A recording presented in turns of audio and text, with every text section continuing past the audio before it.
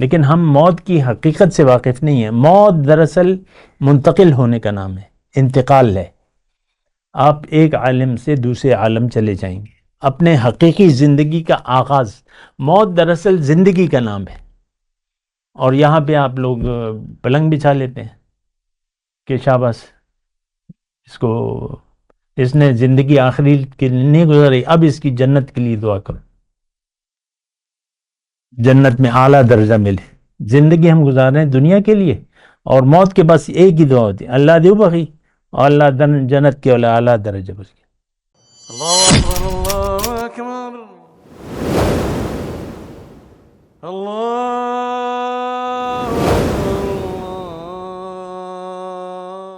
اعوذ باللہ من الشیطان الرجیم، بسم اللہ الرحمن الرحیم. اللہم صلی علی سیدنا محمد معدن الجود والکرم وآلہ وسلم. سامعین و ناظرین اکرام، السلام علیکم ورحمۃ اللہ وبرکاتہ. آج کا ہمارا موضوع کہ دین میں مخلص کیسے بنے. دیکھیں، جہاں یہ سوال بڑا اہم ہے تو لیکن اس کا جواب بڑا آسان ہے، اور اس میں اصل میں یہ جو موضوع ہے، یعنی اس میں یہ ہے کہ زندگی سے فائدہ کیسے اٹھائیں. اگر دوسرے الفاظ بدل لیں نا، کہ زندگی کا اصل فائدہ ہمیں حاصل کیسے ہوگا. آپ سمجھ رہے ہیں بات؟ اصل فائدہ کیسے حاصل ہوگا، مخلص کیسے بنے. اس کا مطلب اگر بن گئے تو زندگی کا فائدہ حاصل ہو جائے گا، اور مخلص نہ ہوئے تو پھر زندگی ضائع ہو جائے گی.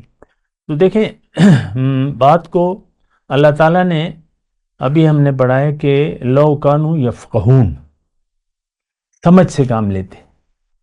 اچھا دیکھیں، یہ قرآن پاک میں بھی بعض اوقات یہ ہے، بہت دفعہ اللہ تعالیٰ نے فرمایا کہ یہ جو کائنات ہے، ان فی ذلک لآیات لأولی الالباب، ان فی خلق السماوات والارض واختلاف اللیل والنہار الی آخری مضمون، لأولی الالباب، جو عقل والے ہیں ان کے لیے نشانیاں ہیں. اور ابھی میں نے بتایا لو کانوا یفقہون افلا تعقلون کے الفاظ ہیں، کیا تم عقل سے کام نہیں لیتے. یعلمون، تو یہ ساری باتیں ہیں. دیکھیں، یہ بڑی سادی سی بات ہے. جیسے کہ میں نے کہا کہ ایک چیز سے آپ اس کا فائدہ اسی وقت حاصل کر سکتے ہیں جب آپ اس کے فائدے کو جان لیں. اب یہ مثال کے طور پہ قلم ہے، ٹھیک ہے،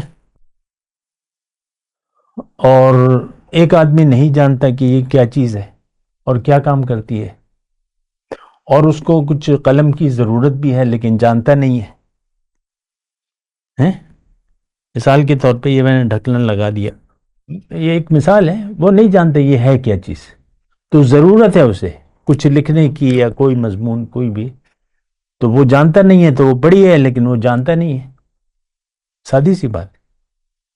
اسی طرح گھر میں مسالے پڑے ہوئے ہیں مختلف، خاتون خانہ کچھ کھانا یا بنا رہی، مسالوں کی ضرورت ہے، وہ کسی مسالے کو نہیں جانتی، نہ مرچ کو جانتی ہے، نہ نمک کو جانتی ہے، نہ تو وہ تو پھر ہانڈی نہیں بن سکے گی.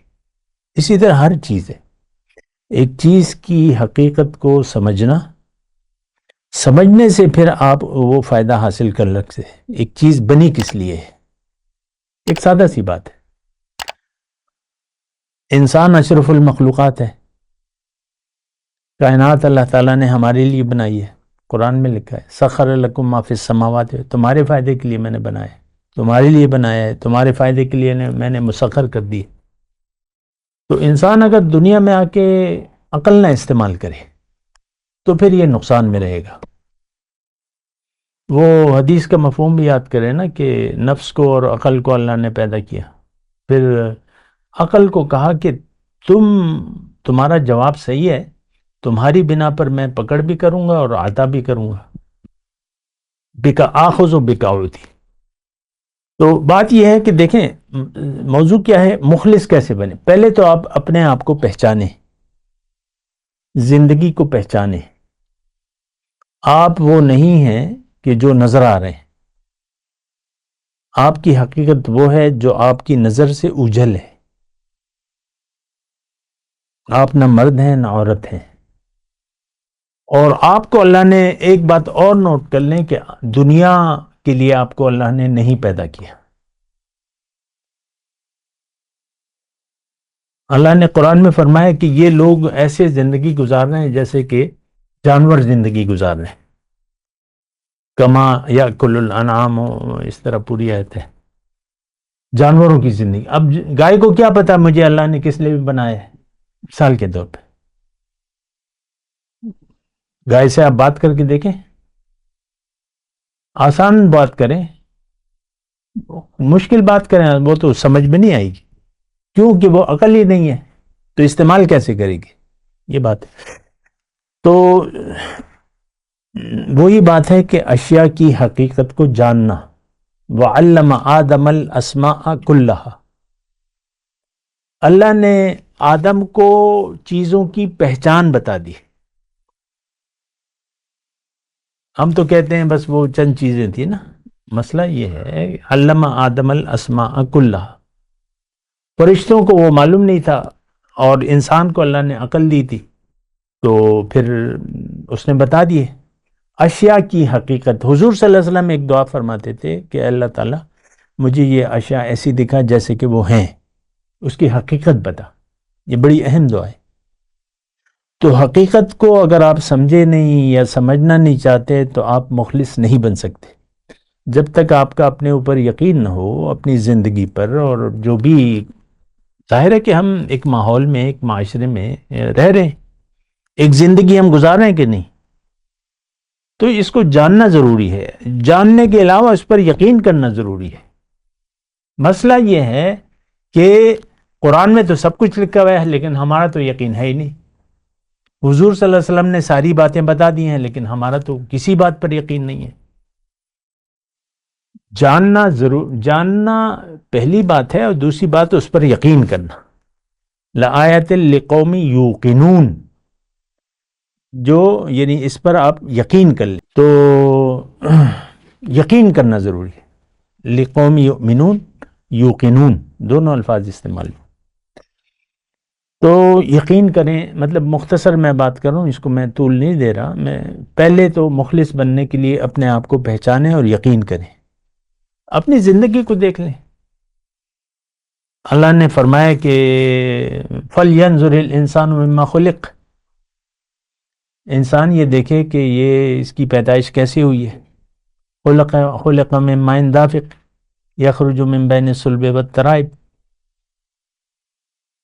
تو وہ دیکھ لیں آپ، وہ خوردبین میں تو آپ نے دیکھا ہوگا، آج کل تو ویڈیوز کا دور ہے، لاکھوں کروڑوں جراثیم ہلتے ہوئے نظر آئیں گے اس پانی کے قطرے میں. یہ آپ کی، اور یہ وہ ہے، اور ایک خون کا ایک لوتھڑے سے پھر وہ لوتھڑا اور لوتھڑا جو بھی ہے.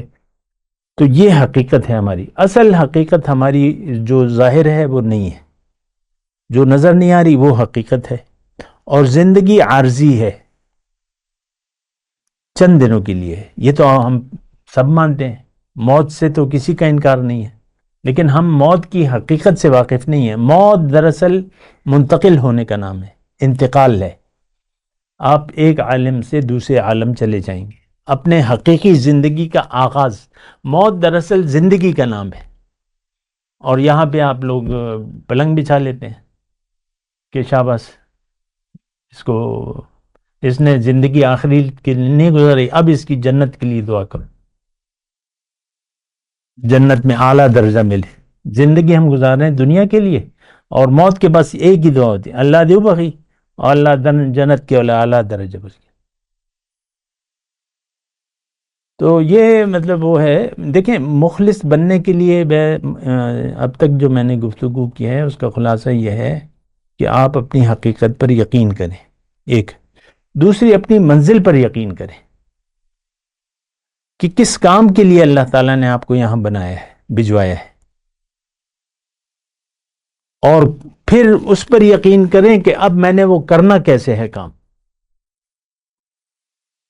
اللہ کا منزل ہے، اب اللہ کے راستے پر چلنا ہے. اب میں نے کیا کرنا ہے؟ آپ نے ایک عالم بعمل کو تلاش کرنا ہے، ایک رہنما کو تلاش کرنا ہے. یہ نہیں کہ آپ نے قرآن میں دیکھ لیا اور حدیث میں دیکھ لیا، نہیں. ایک استاد، ایک رہنما جو کہ اللہ کے سفر میں آپ کی رہنمائی کرے اور خود بھی وہ اللہ کے راستے پر ہو، بس اس سے تعلق جوڑ کے پھر آپ ہر چیز سے بے فکر ہو جائیں. وَاتَّبِعْ سَبِيلَ مَنْ أَنَابَ إِلَيَّ، تم اس شخص کی پیروی کرو جو میرے راستے پر چل رہا ہے. من اناب الیہ، من جو بھی فاسألوا اہل الذکر ان کنتم لا تعلمون، جو اللہ کی یاد جن کو ہے ان سے پوچھو، وہ آپ کو راستہ بتائیں گے اللہ کا.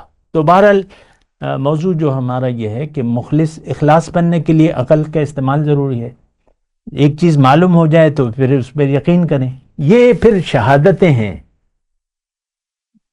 میرے باپ نے کس لیے زندگی گزاری، میری ماں کیسی زندگی گزار رہی ہے، میں کس لیے زندگی گزار رہا ہوں، یہ سب ان باتوں پر سوچنے کی ضرورت ہے اور سنجیدہ اس کام میں سنجیدہ ہو جائیں. کیوں کہ جو بھی آپ سوچ اور فکر اپنائیں گے کہ اس کا نتیجہ آپ کو اچھا اور یا برا ضرور ملے گا. تو آپ سنجیدہ ہو جائیں، اس وقت کو، اس زندگی کو ضائع نہ کریں. ہم نے تو ساری زندگی دنیا کو حقیقت سمجھ کے دنیا کے لیے زندگی گزار رہے ہیں. بڑا مال چھوڑا ہے بھئی، اس نے بڑی دولت، بڑی جائیداد بنا لی، یہ ہم کہتے ہیں نا، ڈیر کامیاب، ڈیر جائیدادیں جوڑ کر. یہ ہماری گندی سوچ ہے، ایک ظاہری سوچ ہے. ظاہر سوچ گندی سوچ ہے، حقیقی سوچ صحیح سوچ ہے. اپنے اوپر رحم کریں، اپنے بارے میں مخلص بن جائیں، اپنے آپ کو آگ سے بچائیں، ورنہ آپ نہیں بچ سکیں گے. وآخر دعوانا الحمدللہ رب العالمین. مولایا صلی وسلم دائما ابدا علی حبیبک خیر الخلق کلہم.